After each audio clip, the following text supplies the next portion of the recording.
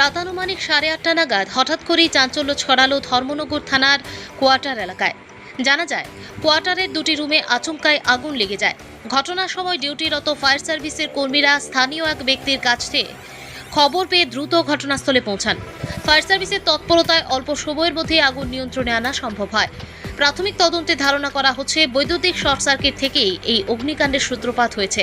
তবে ঘটনার সময় ঘরে কেউ না থাকায় কোনো ধরনের হতাহতের বা প্রাণহানির খবর মেলেনি। ক্ষয়ক্ষতির পরিমাণ সম্পর্কে ফায়ার সার্ভিসের কর্মকর্তা জানান, ঘরে থাকা বেশ কিছু মূল্যবান সামগ্রী ও নথিপত্র পুড়ে নষ্ট হয়ে গেছে। প্রাথমিকভাবে অনুমানিক 15 থেকে 20 লক্ষ টাকার ক্ষয়ক্ষতি হতে পারে বলে মনে করা হচ্ছে। তবে তদন্তের পরেই ক্ষয়ক্ষতির প্রকৃত পরিমাণ নিশ্চিত হওয়া যাবে।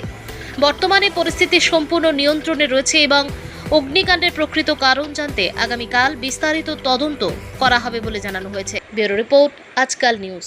20-30 নাগাদ আমরা ডিউটিতে এসে হঠাৎ করে দেখতে পেলাম যে থানার কোয়ার্টারের মধ্যে আগুন লেগেছে। একটা লোক এসে আমাদেরকে খবর দিয়েছে যে আগুন লেগেছে। যথারীতি আমরা সঙ্গে সঙ্গে যাই, গিয়ে আমরা আগুনটাকে এস্টিমেট করি। দুটা কোয়ার্টার লেগেছে আর কি। ইলেকট্রিক শর্ট সার্কিট থেকে হয়েছে।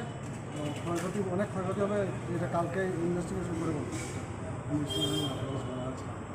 ধারণা করা হচ্ছে কারেন্টের শর্ট সার্কিট আর ইলেকট্রিক শর্ট সার্কিট মোটামুটি মানে কোনো লোকের কি কোনো ধরনের কোনো ইনজুরি? এমনিতে কোনো লোকের কোনো কিছু হয়নি, ইনজুরি কেউ নেই, ঘরে কেউ ছিল না।